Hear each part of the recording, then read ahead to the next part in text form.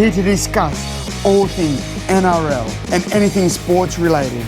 Please give a warm Aussie g'day to the footy fanatic and America's own Corey Jackson in Outside the Sheds.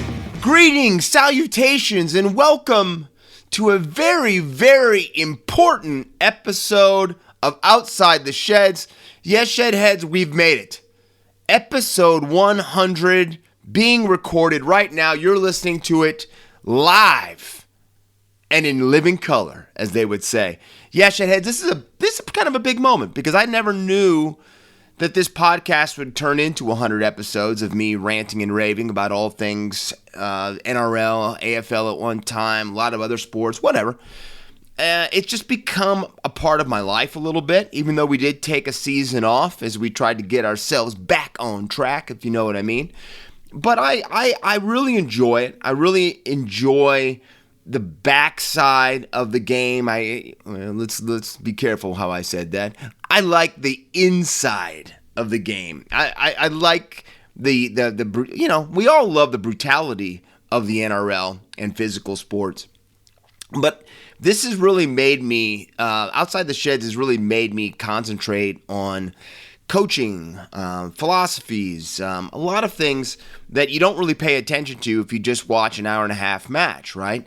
And it's been so exciting for me to be able to kind of delve into that. And like I said, being able to have experiences like going to the 2013 Grand Final and to the Auckland Nines and meeting some of the guys a couple weeks ago in Vegas for the, with the Matty John show, and then being at Vegas at Allegiant Stadium. Heck, Sheds, think about this. I was not at a Super Bowl at Allegiant Stadium. I wasn't at a Raiders game at Allegiant Stadium. I've never been to Allegiant Stadium, but because of this podcast, my love for rugby league and the NRL, I was there the first time in an American stadium that I'd never been to for an Australian sport, the NRL. So it has done a lot for me. Mrs. Shedadamus is quite proud of me too for it, so that's really, really cool. And getting to see the podcast being watched in different places around the globe, it's cool, it's exciting, it's a buzz. So here's to 100 episodes of Outside the Sheds, and here's to maybe 100 more. We'll see. This is what we do. But let's get into round two. Let's go to a recap of everything. The round started off Broncos 28, Rabbitohs 18. The Broncos shake off the hangover that is the Vegas Strip, aka the Allegiant Death Star match, to get a big victory over the Rabbitohs, sending the Bunnies to an 0-2 start, putting more pressure on Jason Demetrio. It really was a big match. Adam Reynolds was lost for this coming week, the rematch of the grand final. So a big match, but a big victory for the Broncos. Sharks 25, Bulldogs 6. You know what? The Sharkies are being a dangerous team. And I mean by this is Nico Hines has rediscovered his form. I'm going to say the hunger that this guy is showing, the way that he holds the line, the way that he puts his tackles in, tackling guys twice as big as him sometimes, but just putting his body on the line. Right now he's leading the Dally M, and this is the second match in a row that he's got all 6 points for that. And then we go about the Dogs. The Dogs, again, everybody's saying that, they're trending in the right direction, but they're still getting smoked off the park. So this is a big round coming up for them, and we'll be talking about that when we do our picks. Panthers 26, Eels 18. You know what? We all know about the Battle of the West, and the Panthers get the victory over their big-time rival. It kind of wakes up a little bit of it gets the spice going again for the boys from the Blue Mountains. They started to look like the club everyone expected them to be like. And I think we know this. This team doesn't really start flowing until about round 4, 5, and 6, where they start looking just elite. They just win out of grit up to that point. So they're back on the win column. Raiders 32, Tigers 12. The Green Machine is rolling. And again, the thing about this team, and I think we go back to that round one with Newcastle, is Ricky feels an immense confidence with this club and this team. I think he likes the cohesion this team has, and it's showing on the park, it's showing on the field. The Tigers, besides coming back and scoring 2 tries in a row in the match, were never in the match. They really weren't. And it's come to fruition to the standpoint where I'm going to tell you something from the beginning. I know he was a little bit injured, and that hasn't been talked about, Aiden Caesar. But Sullivan is now out, and Caesar is back in the Habs. So that has been a big move, and I think that's going to help the Tigers going forward. Cowboys 21, Knights 20. The Cows rallied to beat the Knights. It was an incredible match. I think it showed that real depth that the Cows have right now. The Golden Boot in Golden Point by Chatty Townsend with a new slick hairstyle. A little bit less coif in the front. A little bit all over natural grass. But Chad is one of the players that I really, really like because he's not some super freak. He breaks the game down. I've liked the guy since he was back at the Sharks. And I think that with the Habs pairings that they have there, I think, again, the Cows just have everything that they need, I think, to make a big, deep run this season. Storm 30, Warriors 26. What a match. The hoodoo continues, 15 in a row now for the Melbourne Storm. And you got to feel for the Warriors. The Waz thought they had that match. And with like 2 minutes and 36 seconds, it looked like they were home. And then Pappenhausen, the Pirate, with his one eye almost closed with his little headband because of the head knock, he scores. And then the try that's being talked about around the world, which we're going to go into when we do the deep dive into this, that look on the Warriors' face when they were in the huddle and Sean Johnson was talking to the guys, it was really heartbreaking because I think they thought the hoodoo was finally over, but it was not. Storm advanced 2-0. Bellyache continues to impress. Sea Eagles 21, Roosters 14. The two teams that got the victories in Vegas come head-to-head. Fortress Brookvale stays a fortress for Manly. They get the victory. It does come at a cost for the Roosters. They lose Luke Carey. They lose Luke Carey to a head knock. And when you say head knock and Luke Carey in the same sentence, that makes you worried. He's had problems with concussions, and it was such a fluke knee to the back of the head. It's really, really sad. So hopefully he's out for 11 days now for this. So hopefully he can recover. We're going to talk about this because the match coming up is going to be big here. Dolphins 38, Dragons 0. The Hammer gets the hat trick. Wayne Bennett, Clint Eastwood. That's all you need to say. Clint Eastwood. It is fascinating what this man in his 70s can do. He's going to go down as one of the greatest coaches in the history of the game. He's that guy. And I don't think any of us should ever forget that. He's special. And he makes me laugh because half the time he looks like he's about ready to fall asleep.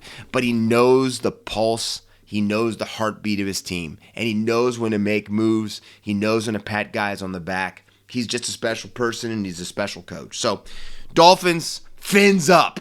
Fins up. Now, when we go into the deep dive, we're going to start back with what everybody in the rugby league world is talking about. And that's the Xavier Coates flying try to put the stake into the Warriors' heart to win the match. And I think that's one of the reasons that is what is being talked about so much. Yes, it was a high-flying move, but that's the thing we've been talking about for the last 5 seasons about these wingers and these centers, the ups these guys have, let alone they're freaks. Most of them are 6'4" and above.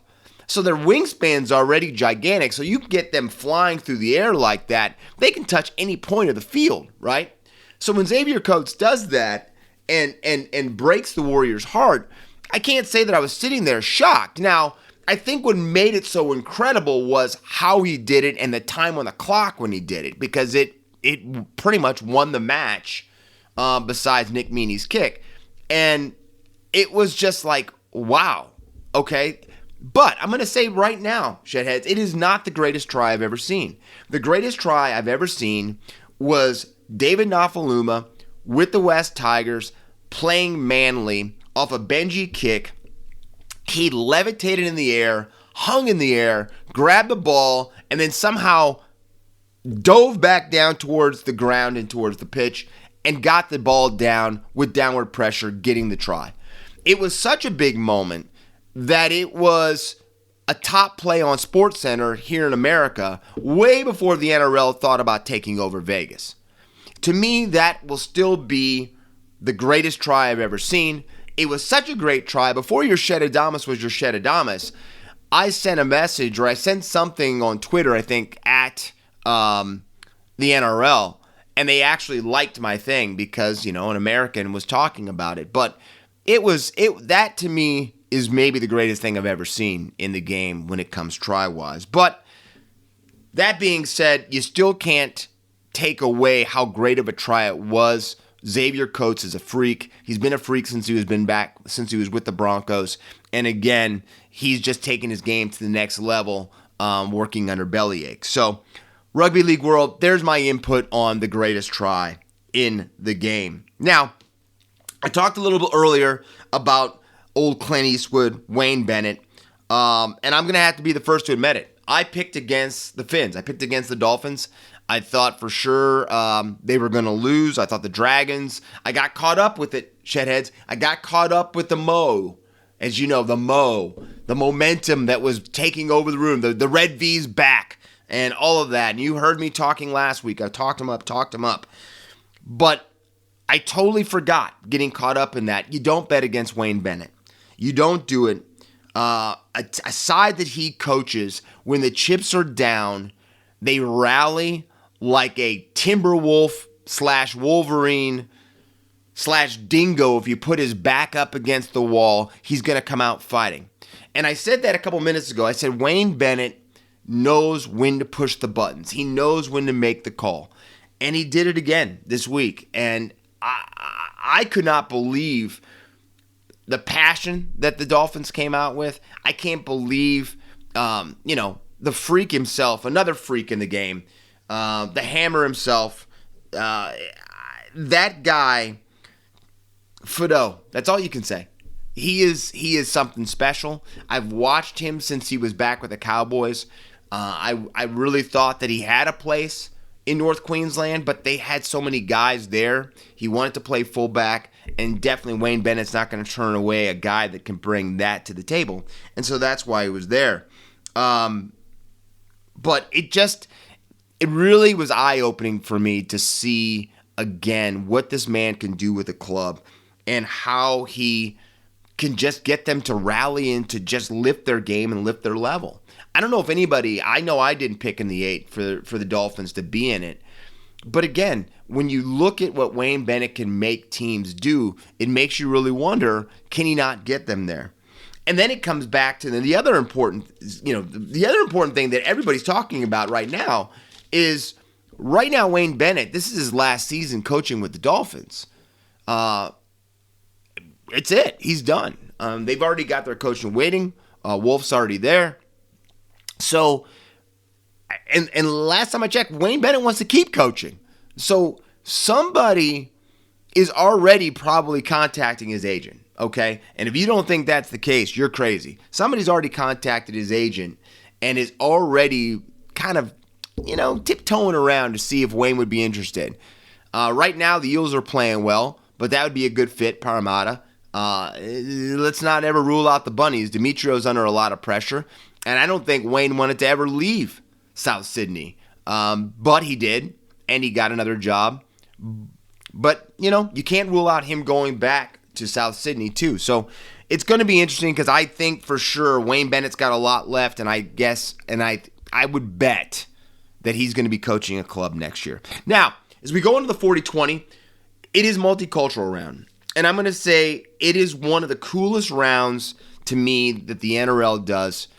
And it really has a lot of meaning for me because I think we forget how important everybody coming into the equation. It's like an ingredient, You can't make a good miga if you don't have just the right amount of onion and jalapeno, right? If you left that out, it's not really a miga, right? It's just cheese and a little bit of egg. If you don't know what migas are, look them up. Shedheads, they're one of my favorite things to eat, right? I gauge a person if I go to eat at a restaurant by their migas, all right? It's important to me. But anyway, it's the important ingredients that we live up. over here in the divided states, they would never have a multicultural round. And that's the difference between the places. It's almost like we don't want to talk about our differences. Let's kind of keep that between us. And let's be quiet about that. Don't forget, we almost had another civil war in this country because Colin Kaepernick took a knee to try to draw attention to police brutality. And this world, in our country over here, lost their mind. So if they're going to react that way with that, instead of having discussion and talking about it, and let's talk why that happened, and that's because of horrible leadership. But that's the only reason that went down that way. But it's sad when some places just aren't ready to talk about it.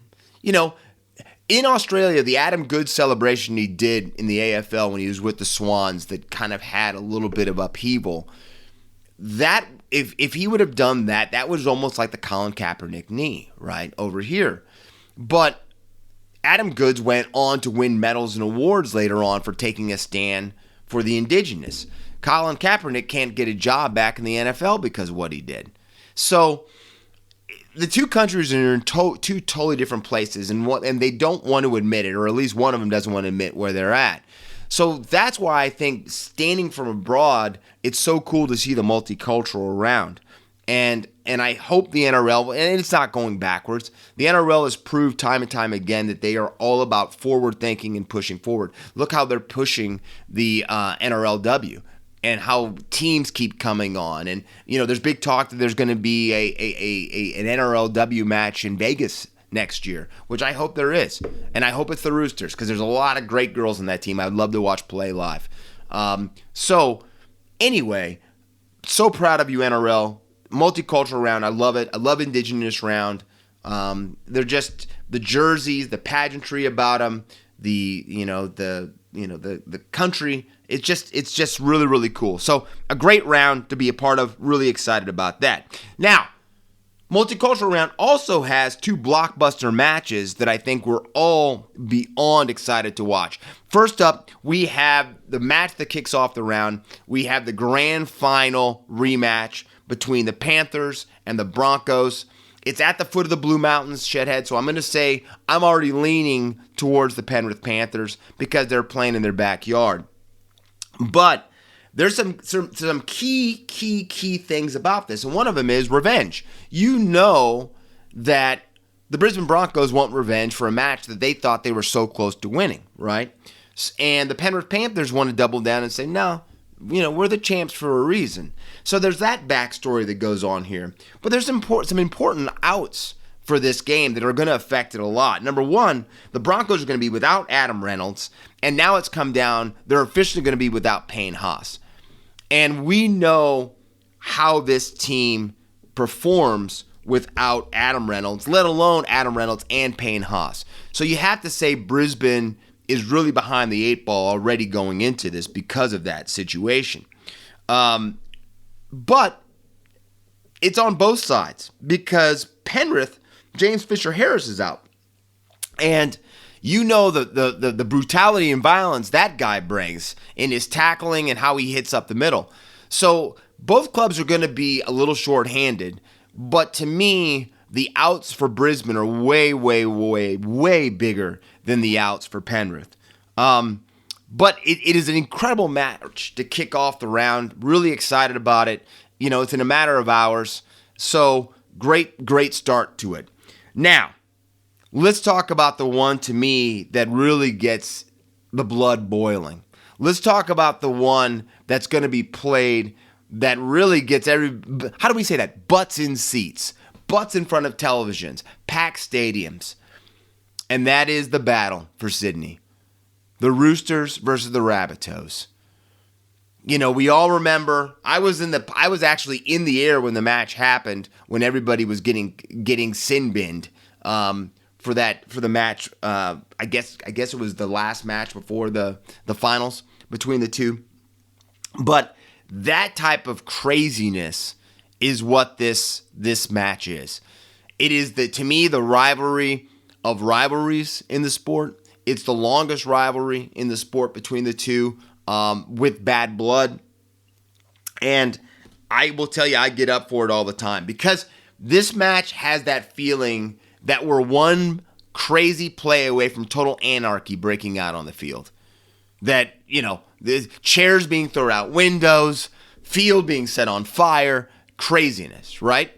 And I think that is one of the reasons I love it so much is because you do have that. You do have that just we don't know what's going to happen. And there's always that undercurrent flowing through this match of, that was a high contact. Is somebody coming to peel somebody off the pile? So both teams are going to be having a little bit of mix-up in the halves, meaning we're going to have different halves combinations that have not been the same combinations for the first two rounds. I told you earlier, Luke Keary is out. Really, really sad. I know how much he gets up to play his old team in South Sydney, but Sandon Smith is slotting in to take his place, and you have to think that he's going to be out two weeks. 11 days sitting out. I find it hard to believe that Trent Robinson's going to run him back out there right away. So I would almost think that this is going to be a 2-week, time on the bench for Luke Keary to make sure that he's all right. And I think that's all we care about is that Luke Keary is all right.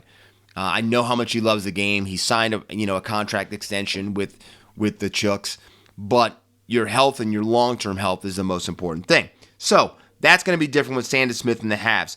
On the other side, the Bunnies have a little bit of a different scenario, and that is Lachlan Ilias. You got to feel for Lachlan Ilias. We've talked about Lockie before. The worst thing you ever want to do is follow after a club legend. Adam Reynolds is going to go down as a club legend for South Sydney.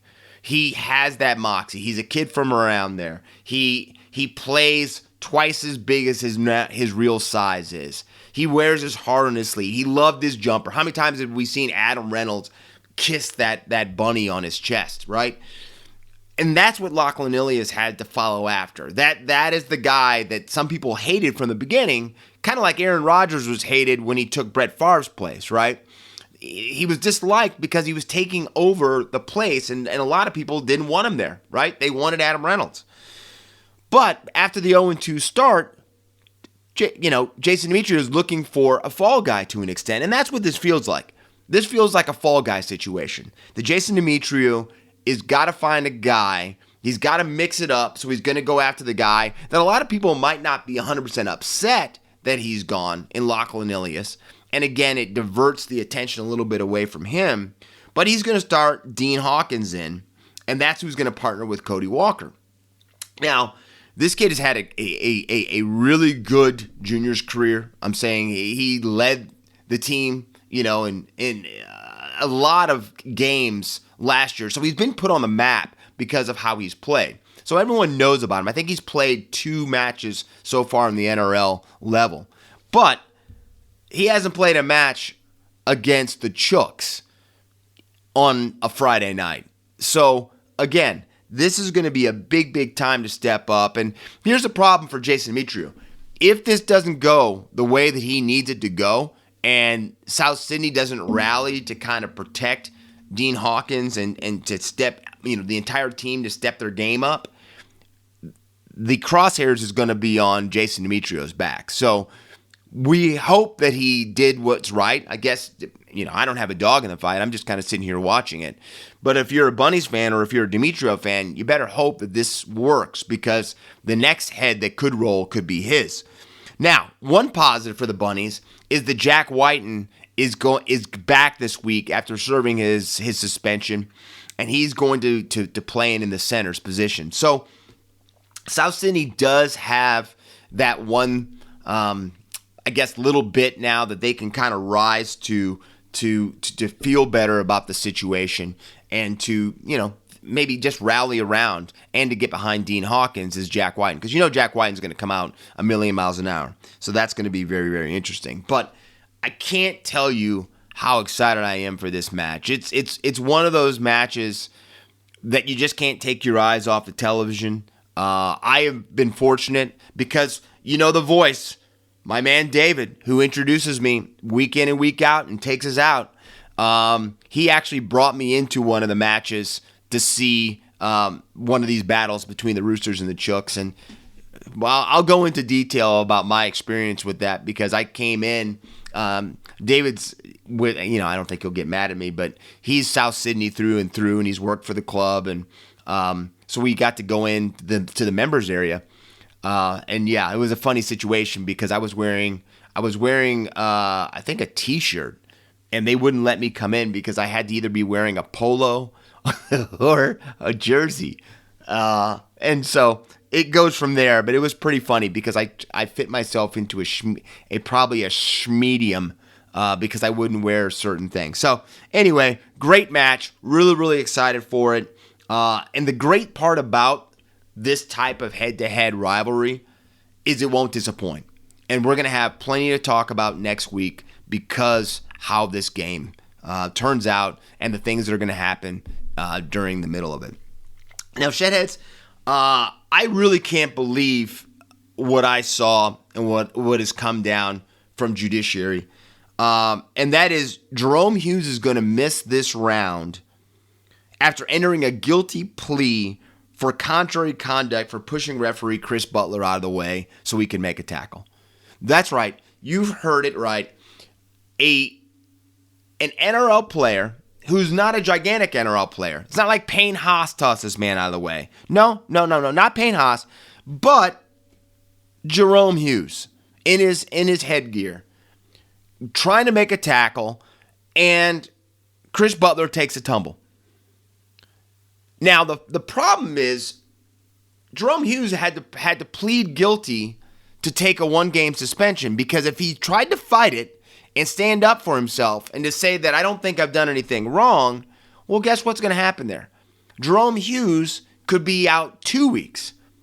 So instead of trying to stand up for something he believes in or stand up to, I don't think I did anything wrong, he admitted that he was guilty so he could get off early or only miss 1 week. I know you have to protect the officials. I know you can't, get in their face, spit on them. You can't do like Blocka did, pat them on the head.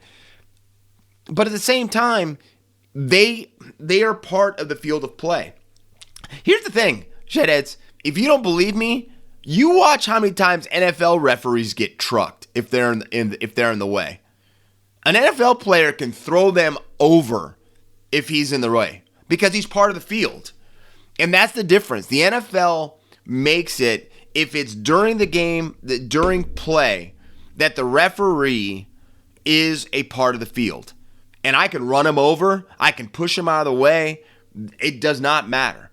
But the NRL wants to protect their officials, and I don't have any problem with that. But if they're in the field of play, they should be able to be treated like they are the field of play. Now, you can't lay your hands on them if you're upset or push them if they're making a call.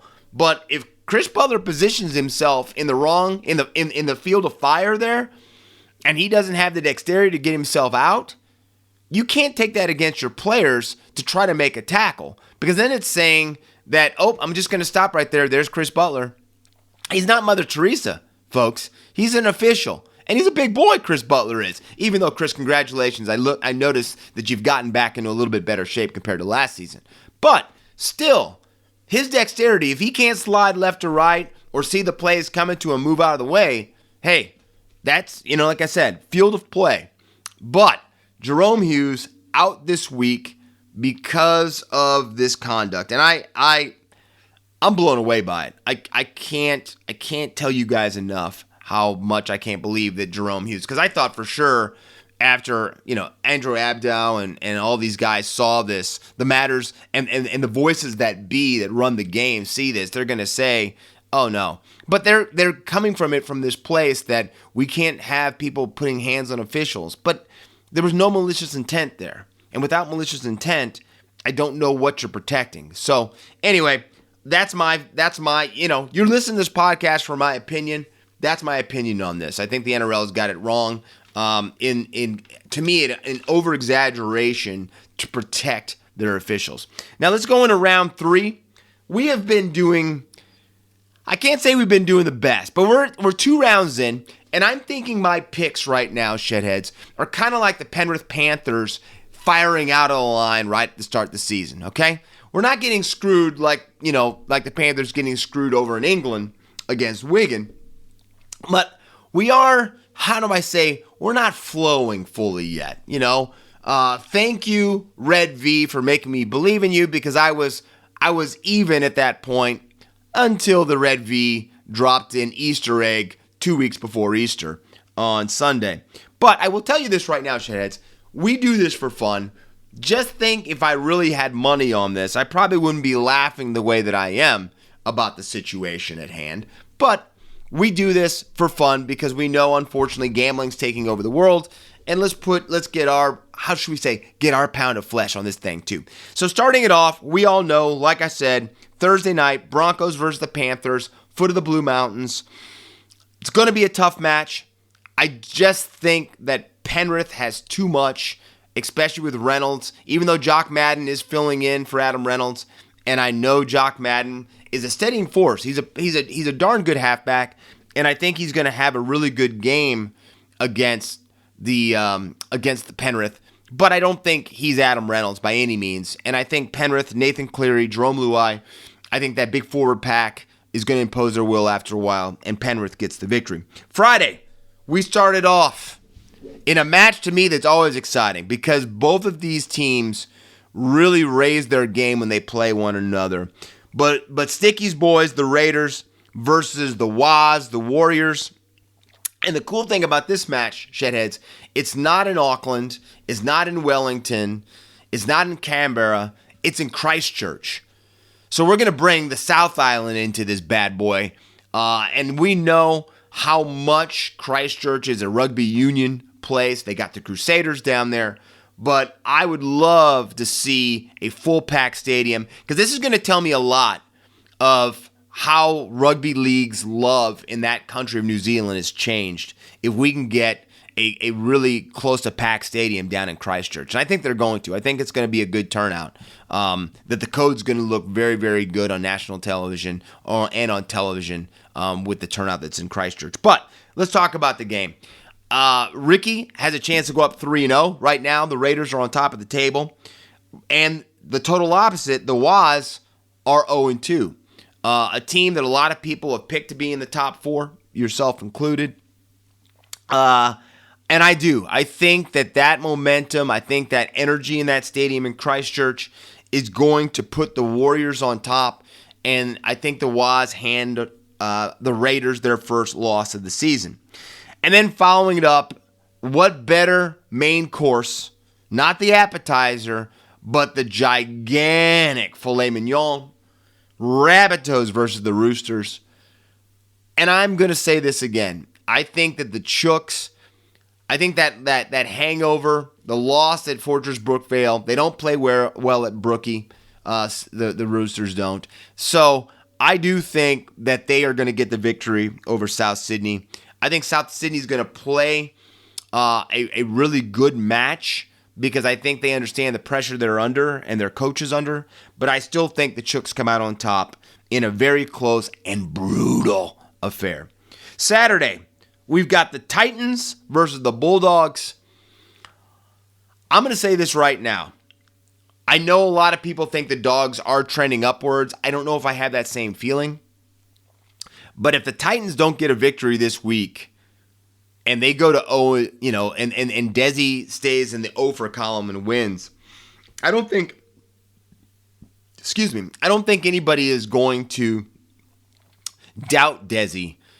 But I think it also shows that if they don't win this week, I think A.J. Brimson goes back to fullback until Campbell comes back. And I wouldn't be surprised if they are not winning in this match that you might not see A.J. Brimson move back to fullback. Desi just pulls all stops because they have to get this victory. The Titans have to have this victory. And because of that, even though people will say the Dogs are hungry too, I'm going with the Titans over the Bulldogs, get their first victory of the season. Cowboys versus the Dragons. You've got some players that are going to be back for this match. We've got players that were with clubs that are on other clubs now that will be facing their old club. A lot of stuff behind the scenes. But I do think, and the Red V is probably going to make me pay for this. But after what I saw last week against the Finns, even though I love Shane Flanagan, I think he's a great coach. I just think there's too much strike with the Cowboys. And I do think the Cowboys are playing good enough football right now that they could win the whole thing. Now it's a long trip from North Queensland down to Sydney, but I do think that this team is going to be ready, and I've got them beating the Dragons. And then following off Saturday, finishing it up, we've got the Sharks versus the Tigers. I know I love the move of putting Caesar back in the halves for the Tigers, but what I've seen from Nico Hines to start the season, I don't think, and that halves combination that he's got with Trindle in the halves is awesome to me. I think that, Trindle's never going to be known as a guy that everyone's like, oh, he's one of the best in the game, in the competition. But he just has that moxie and skill, and he just doesn't look the part. But he is a special player, and I think what makes him even more special is his combination with Nico. And I think they both make each other better. So I'm definitely taking the Sharks. I think the Tigers are going to play a lot better, but I think the Sharks just have too much for the West Tigers. Sunday, Sea Eagles versus the Eels, a big rivalry match. You've got the high-flying Sea Eagles, the Seals, yes, the Seals, I said it. The high-flying Sea Eagles over the Eels. And you know what? I just think right now, Manly is flowing. But I think the Eels know they need this match. I think they know they need it to make sure their season continues to trend the way they need it to. So I've got the Eels getting the victory over Manly. And then finally, I think a match that's going to be really good. The Storm versus the Knights. The Storm 2-0. Bellyaches boys. But I think with Jerome Hughes being out and a little bit of a switch up in the halves for the Knights, I really do think that Newcastle beats Melbourne Storm, gets on the scoreboard finally with their first victory of the season, and gets everybody in the Hunter back up on their feet and feeling good about the season and where they're trending and where they're going towards. So I've got the Panthers, the Warriors, the Roosters, the Titans, the Cowboys, the Sharks, the Eels, and the Knights. And then my gun of the round. I know you're going to find this hard to believe, Shedheads. My gun of the round, Hamasai Tabuai Fado, the Hammer. Say that name 15 times fast and quick, and I want to see how many times you get it correct. But the Hammer, I love to call him the Cheetah. The Hammer won out because it's part of his name. 3 tries, 204 running meters, 1 line break, 4 tackle breaks. And then there's not a category for this. But if you watch the match, the Hammer was the reason that the Red V doesn't score late. Because of him taking out Tyrell Sloan before he can put the ball down, keeps the perfect 0 on the board, keeps the sheet perfect. But that, to me, the Hammer, easily my gun of the round for round 2. Now, Shedheads, we haven't done a little outside the bubble yet. We're going to start firing that back up because we've got some important things coming up. NHL playoffs is coming up. NBA playoffs are coming up. But there's a big thing that's happening over here in America right now, and that is March Madness, the college basketball culmination. I got to admit to you, I'm a little bit more into the Frozen Pond, so I'm a big Frozen Four guy. So it kind of goes around the same time, which is the NCAA hockey tournament. But that being said, it is a big time over in this country because I don't pay attention to college basketball all year, And then I kind of pay attention to it for this. But I think the thing that I want to bring to mind about this, and why I brought the NCAA tournament up in my Outside the Bubble, I guess my precursor to the Outside the Bubble starting back up again, is there is more buzz in this country for the women's March Madness tournament than there way is for the men's March Madness tournament. And that's because, like I've told you so much, and I've told you plenty of times before, Shedheads, you need stars to make people excited. And right now, I talk to buddies of mine, unless you're a college basketball homer, barely anybody knows who plays for their team anymore. Like, I know that there's a guy for Duke that got run over as Wake Forest stormed the court, right? But I don't know his name, right? I don't know this guy's name. I just know that he got run over, right? I know that there's a guy for Purdue that has won back-to-back Best Player of the Year award or whatever, right? But the problem for that guy is his team got bounced early in the tournament last year, right? Which called into question, well, how dangerous, how groundbreaking is this guy? So there's a lot really that goes into this tournament. But then when you look on the other side at the women's tournament, I can name you, and I've never been able to do this before, okay? And I'm not being sexist. I'm not being anything like that. I'm just saying I've never been able to just rifle off female basketball players, right? But Caitlin Clark for Iowa, Angel Reese from LSU. And then I don't even have to say a name. I just have to say the South Carolina Gamecocks, and everybody in the room goes, ooh, because they're the baddest team in college basketball. In the female game.